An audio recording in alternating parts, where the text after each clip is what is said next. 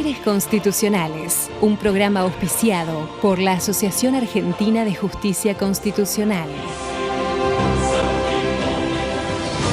Bienvenidos a Aires Constitucionales, espacio de la Asociación Argentina de Justicia Constitucional. Pueden seguirnos en nuestras redes sociales y encontrar todos nuestros programas en nuestro canal oficial de YouTube.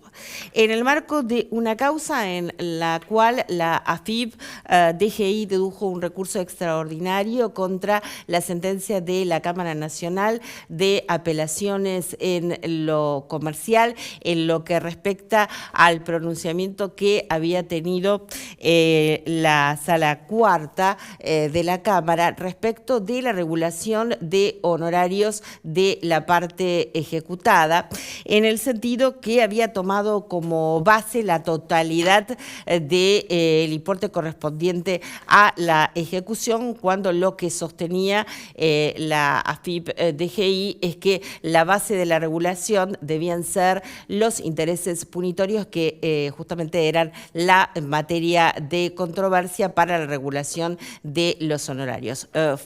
Ellos fundaron este recurso extraordinario en la doctrina de arbitrariedad de sentencias porque consideraron que la Cámara no había aplicado la ley de aranceles profesionales como correspondía hacerlo según lo que acabo de mencionar. Y ¿por qué la doctrina de arbitrariedad de sentencias? Porque esta doctrina establece que un acto jurisdiccional no tiene validez cuando no se ha realizado una derivación razonada del derecho aplicable al caso conforme las circunstancias comprobadas en la causa. Así las cosas, intervino la Corte y que por unanimidad consideró que había un apartamiento de la norma aplicable al caso en el pronunciamiento referido con una afectación de las garantías que habían sido mencionadas como vulneradas. En tal sentido, como el recurso había sido denegado, hizo lugar a la queja, declaró procedente el recurso extraordinario, revocó la sentencia apelada con el alcance indicado y ordenó que vuelvan los autos al tribunal de origen a fin de que se dicte un nuevo pronunciamiento conforme a lo manifestado. Muy bien, ahora vamos a una breve pausa y luego estaremos conversando sobre las relaciones laborales en Argentina hoy. Bien, y aquí seguimos en Aires Constitucionales con nuestro invitado especial del día de hoy, el doctor Diego García Vilas, que es magíster en Políticas del Trabajo y Relaciones Laborales, titular del Observatorio de Políticas de la Jurisdicción del Trabajo en el Consejo de la Magistratura de la Ciudad Autónoma de Buenos Aires. Fue legislador de la ciudad en el periodo 2015-2023. Bienvenido, doctor, a este espacio, por primera vez. Muchas gracias. Bueno, muy bien. Bueno, usted fue legislador de Cava, breve referencia a eso. Sí, una experiencia muy interesante desde el 2015 hasta el 23.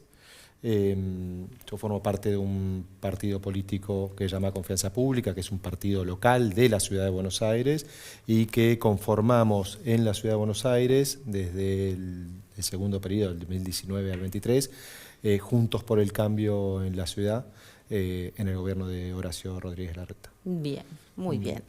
Bueno, hoy el tema que nos toca, ¿no? A la mayoría de la población, a los afortunados de la mayoría de la población, que son las relaciones laborales, aquellos que se encuentran empleados y aquellos que no se encuentran empleados también, algo que vamos a analizar. Bueno, hemos tenido una última modificatoria de la ley, si usted la puede referir, explicar a la audiencia lo más claramente posible. Sí, por supuesto. Es muy interesante lo que planteabas, Claudia, que en lo que tiene que ver con el trabajo, el derecho del trabajo regula algo que es muy importante para todos nosotros, que es un hecho objetivo muy claro, que es el hecho objetivo de trabajar. y que generacionalmente va cambiando este hecho objetivo, ¿no? Por ahí para nuestra generación el trabajo era como algo primordial y era la base de nuestra vida, y no pasa tanto con las nuevas generaciones, que probablemente el trabajo tiene otras cuestiones, otra implicancia en la vida de cada uno. Esto hay como una intersección entre las distintas generaciones y cómo se concibe el trabajo. Sin embargo, y esto es por ahí lo que tenemos que empezar a mirar hacia adelante, las normas que regulan el trabajo, el hecho objetivo de trabajar, siguen siendo las mismas de hace muchísimos años. La ley de contrato de trabajo ya tiene más de 50 años de vigencia en la Argentina.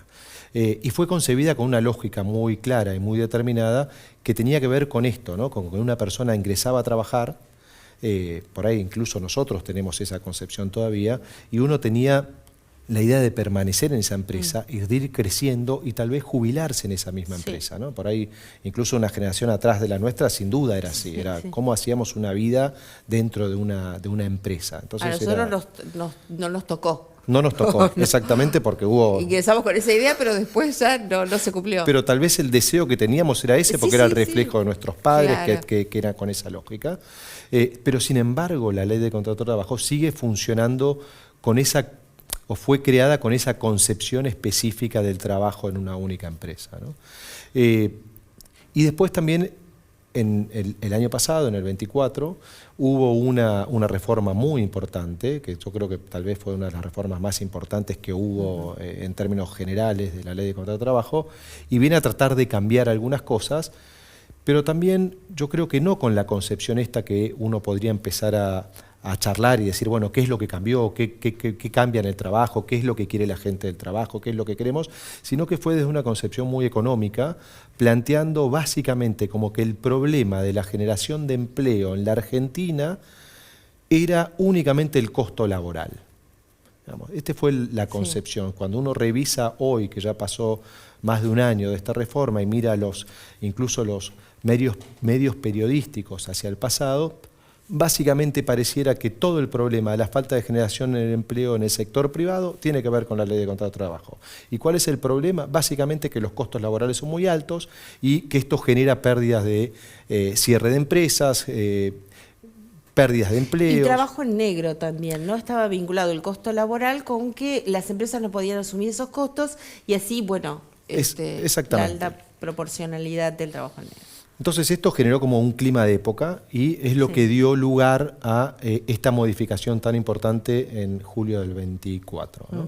Y ahí yo tenía un ejemplo muy claro para tratar de... Las reformas fueron varios puntos, pero hay uno que es sustancial, que tiene que ver con cuánto es lo que paga un empleador o debiera pagar un empleador ante un reclamo en un juicio eventual hoy en día, digamos, ¿no? Eso usted nos ha acercado unos gráficos, quiere que los... sí, por favor. Si la producción puede empezar, ¿con qué gráfico?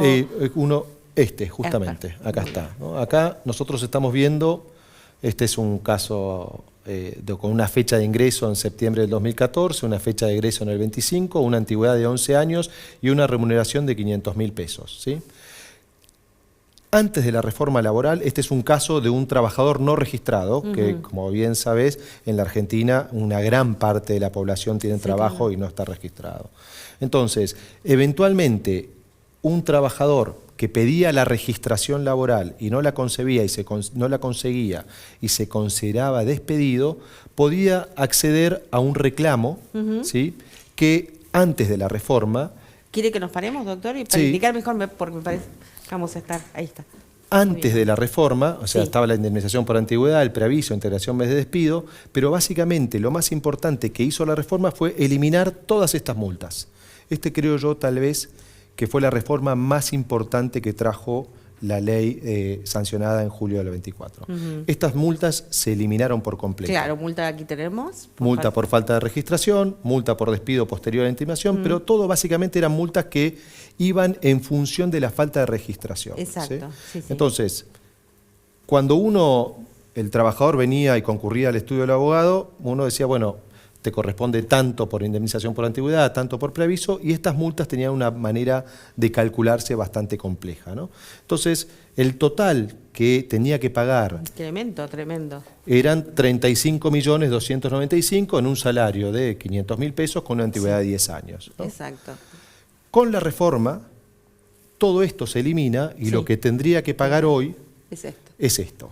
¿Sí? Esto es lo que pretende decir Sustancial diferencia. sustancial por 5, ¿no? Sí, sí, 5 sí, veces sí, menos sí.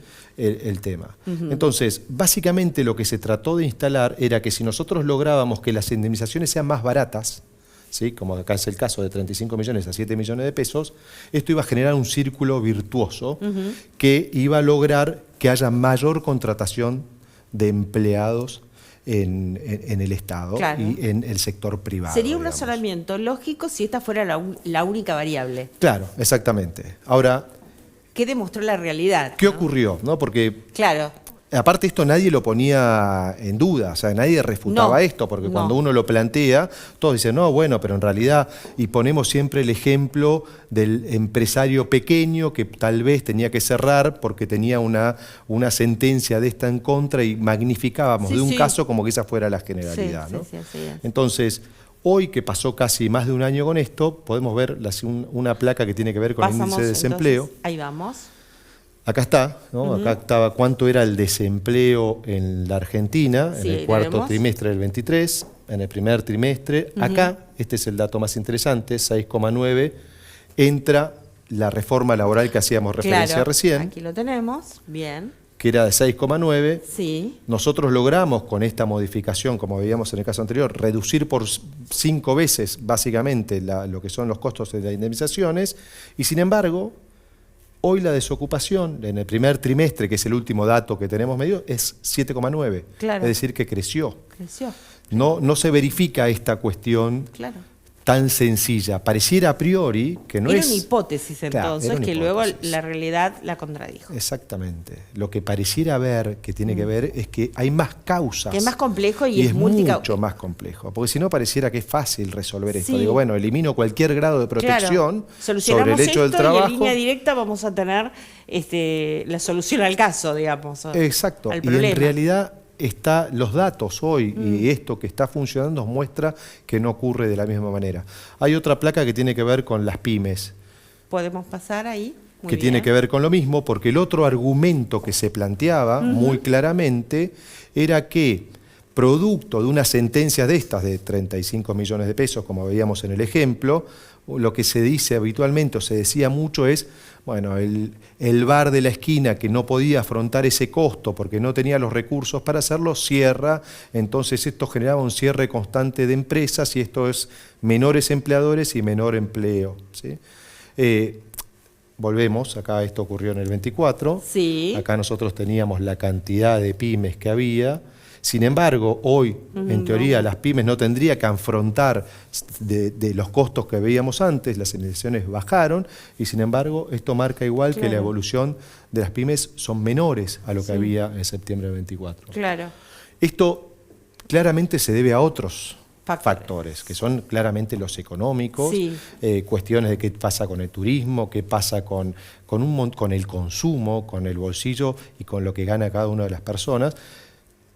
Y tal vez uno tendría que empezar a analizar este tipo de cosas más en general y no plantearle con una mirada facilista que el Claro. único problema es la ley laboral en la esto Argentina, da ¿no? realmente un cuadro muy realista de la situación. Y doctor, sí también, yo he escuchado bastante que a veces los empresarios dicen, nos cuesta tomar personal que sean capaces de afrontar las tareas. ¿Cuánto tiene que ver con esto la tecnología, la transformación del trabajo, la sustitución del trabajo? No sé cómo denominarlo. Me parece muy interesante esto que estás planteando, porque yo lo que creo, y en esto obviamente uno tiene que estar siempre abierto de que puede haber otras variables y otras Claro, posiciones, sí. es que lo que debiera uno tener en cuenta para hacer una reforma laboral en serio en la Argentina es que está cambiando la forma en cómo se genera trabajo, en cómo trabajamos, y esto cómo impacta la tecnología también dentro del mundo del trabajo, ¿no? y uno teniendo en consideración qué es lo que está pasando en el mundo y qué es lo que está pasando en general, tendríamos que ver cómo empezamos a hacer los cambios reales en la ley de contrato de trabajo. Voy a poner un ejemplo muy claro, que es cómo impacta para tratar de entenderlo, ¿no?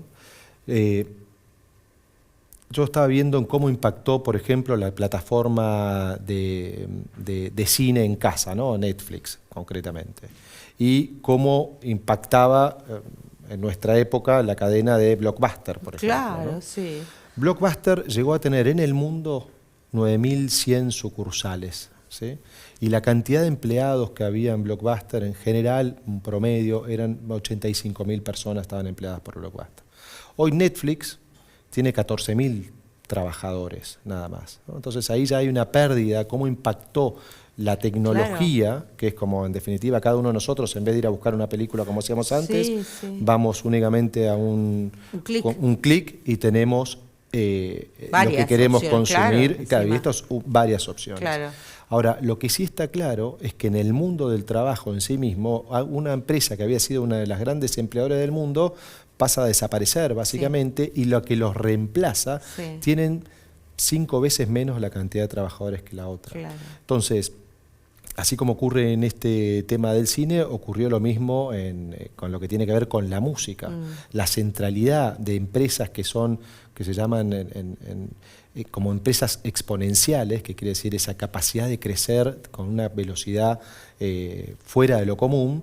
Nos pasa lo mismo con Spotify con respecto a las cadenas donde uno se iba acostumbrado a buscar los discos o los CDs en distintos lugares, que en el mundo hubo cadenas globales muy parecidas a Blockbuster. Sí. También donde la cantidad de gente empleada o contratada por esas antiguas cadenas era el doble de lo que existen hoy en una sola empresa que sustituye el trabajo. Claro. Entonces, qué problema, ¿no? Es un problema porque esto es algo que recién está empezando. Sí. Y que va a ir generalizándose cada vez más. Entonces, nosotros tenemos que ver, hay dos maneras. Una opción es decir, bueno, esto no va a ocurrir, a mí no me va a pasar, o empezar a ver que probablemente nos pase a todos, y tenemos que ver cómo empezamos a regular el trabajo del futuro. Porque la ley de contrato de trabajo regula el trabajo, pero como lo teníamos concebido hace 100 años atrás, no como está concebido hoy. Sí. Uno de los ejemplos que a mí también me gusta mucho ver, que también nos ha pasado, es qué pasa en el banco. Uno estaba acostumbrado a ir al banco, claro, tenías un cajero físico, una persona que incluso lo conocías, le decías, hola Daniel, ¿cómo andás? Sí, absolutamente. Te recibía el cheque o te decía, bueno, firma acá, haces tal cosa. Todos los trámites eran casi presenciales. Sí, sí. Hoy no sabés quién te atiende. ¿Hace cuánto no vas a un banco? Claro, sí, sí. Físicamente. Sí, todo online. Todo online, lo haces. O si no, por teléfono, si tengo alguna consulta, o el chat. O el chat, o la aplicación. Claro. Digamos, y todo lo resolvés, haces transferencia, haces lo que querés, o con las billeteras virtuales. Entonces esto también cambió. La evolución de cantidad de personas que trabajan en los bancos también viene disminuyendo terriblemente. Y así podemos plantearlo en peajes, en temas de justicia mismo. Claro. Digamos, ¿no? No sé, el otro día pasaba por Diagonal, donde estaban los tribunales antes laborales, que siguen estando, y antes era un problema subir directamente al ascensor, estaba el ascensor de impar, par, y era una fila muy grande, uno a veces llegaba tarde a una audiencia. Sí. Hoy la tecnología también implicó que no hay gente, no hay abogados que estamos yendo a los tribunales. Claro. Entonces, esto genera en sí mismo una menor demanda de trabajadores. Sí. Y esto es algo que nos va a impactar a todos. Más hoy con la evolución de la inteligencia artificial, que va a generar en algo transversal, en todas las actividades transversalmente, procesos administrativos repetitivos que no existen más. Sí. Entonces, lo que tenemos que empezar a pensar nosotros, y creo que por ahí viene el desafío, es cómo regulamos esta nueva forma de trabajar, donde ya probablemente no trabajemos como estamos concebidos hoy. Fíjate que incluso la ley, no la ley laboral, pero es otra ley, establece cuál es la jornada de horas que debemos cumplir en determinado lugar, y cuestiones que ya están, que parecieran del pasado. Sí, ¿no? Sí.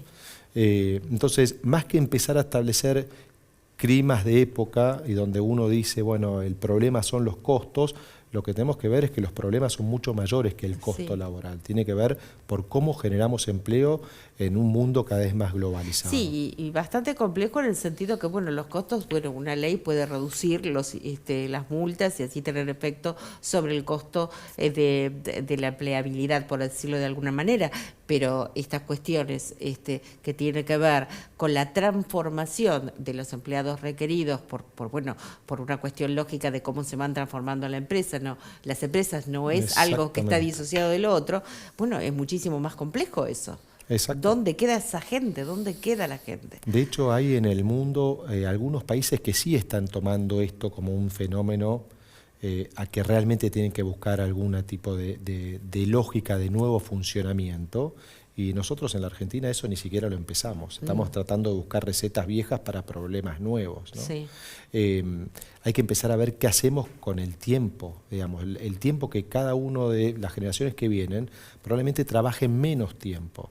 Entonces, lo que hay que empezar a verificar es qué pasa con el ocio, cómo se administra el ocio. Me sacó la palabra de la boca, doctor. Porque es un problema. Es un problema. Nosotros no estamos acostumbrados a eso, pero las generaciones que vienen van a tener que estar acostumbrados sí o sí.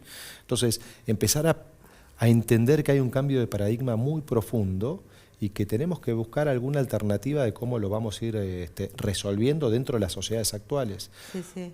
Porque una vez pierde dimensión, pero el trabajo, el hecho objetivo de trabajar o no trabajar y de tener un trabajo registrado o no tener un trabajo registrado, implica que uno tenga acceso a la salud, sí, digamos, que esté a una incluido jubilación. dentro de claro, que haya una cuestión inclusiva en la sociedad. El sistema está en base a un hecho objetivo de trabajar. Bueno, si el trabajo va a ser un problema en el futuro, tenemos que ver dónde ponemos la inclusión, claro, ya no más en el trabajo. Creo que incluso en algunos países se estudia pensar en el derecho al ciudadano, alguna otra lógica, pero sacar del trabajo como hecho objetivo que dependa de estar incluido en una sociedad o no, ¿no? Sí, bueno, realmente qué tema.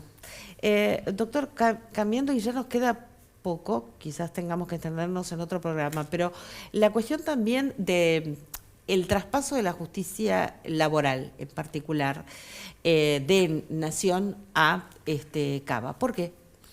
Bueno, es muy interesante el tema. Sí, nos queda poquito, por eso creo que va a ser un adelanto. Vamos a hacer como una breve introducción. No se puede cerrar.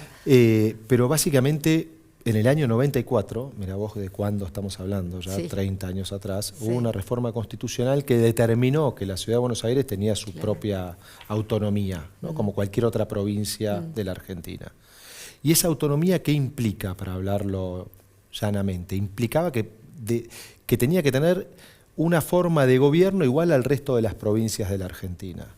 Entonces puede hoy tener un jefe de gobierno, que a partir de esa reforma, pero también implicaba que pueda administrar su propia justicia. Y hoy, sin embargo, después de 30 años, eso no ocurre, ¿no? Cuando uno cruza la General Paz, uno va a un tribunal laboral y tiene jueces elegidos, digamos, que tienen que ver que son vecinos de la misma provincia de Buenos Aires y que resuelven los problemas de los vecinos de empleo en la provincia de Buenos Aires. Sin embargo, en la Ciudad de Buenos Aires eso no ocurre. Son jueces nacionales que resuelven cuestiones, tal vez, como decíamos recién, de una persona que trabaja en el bar de la esquina y que tiene un reclamo laboral contra el empleador, que es ese mismo dueño del bar. No tiene mucha lógica, ¿no? No, como que hemos quedado detenidos en el tiempo. Exactamente. Hay que ver que hay intereses. Se ha avanzado en esa... Pero, digamos, ¿y qué posición tiene? ¿Qué hace Cava con respecto a esto? La Ciudad de Buenos Aires lo que hizo... Y ya vamos cerrando para dejarlo para otro programa. Lo que intentó hacer sostenidamente en el tiempo es tratar de avanzar en esos convenios de transferencias para transferir la justicia nacional a la Ciudad de Buenos Aires. Esto no ocurrió en estos 30 años. ¿Esos convenios de transferencias por fuero? Sí, uno lo puede hacer por fuero, puede hacer fuero laboral, empezar por fuero. Lo que sí está claro en las constituciones es que esa transferencia tiene que ser con los recursos económicos para sostenerlos. Y lamentablemente, por distintos motivos, siempre fracasó el proceso de transferencia. Entonces, por primera vez, la Ciudad de Buenos Aires está empezando con el fuero laboral, donde dice, bueno, yo voy a crear mi propia justicia laboral, y en diciembre del año pasado se dictó una ley donde se establece, se pone en funcionamiento la justicia laboral en la ciudad y se crean o se implementan 10 juzgados de primera instancia y 2 salas de apelación, como a imagen y semejanza de lo que ocurre en la justicia nacional, ¿no? Bueno, doctor, lo vamos a dejar ahí porque ya tenemos que cerrar el programa, bueno, y quedarnos con esta reflexión, ¿no? Digamos, cómo va avanzando la legislación en un sentido respecto a la norma laboral, pero que no ha alcanzado. Estos son los datos, contra los datos no se puede, y estos son los datos que tenemos de la realidad. Hay que trabajar quizás más interdisciplinariamente, no sea solo una cuestión económica, sino más compleja, pero que sin lugar a dudas todos tienen que quedar incluidos. Y esta cuestión también de la capacitación, ¿no? La transformación del trabajo permanente y bueno, que esto también afecta. No podemos decir que no, porque sí sucede.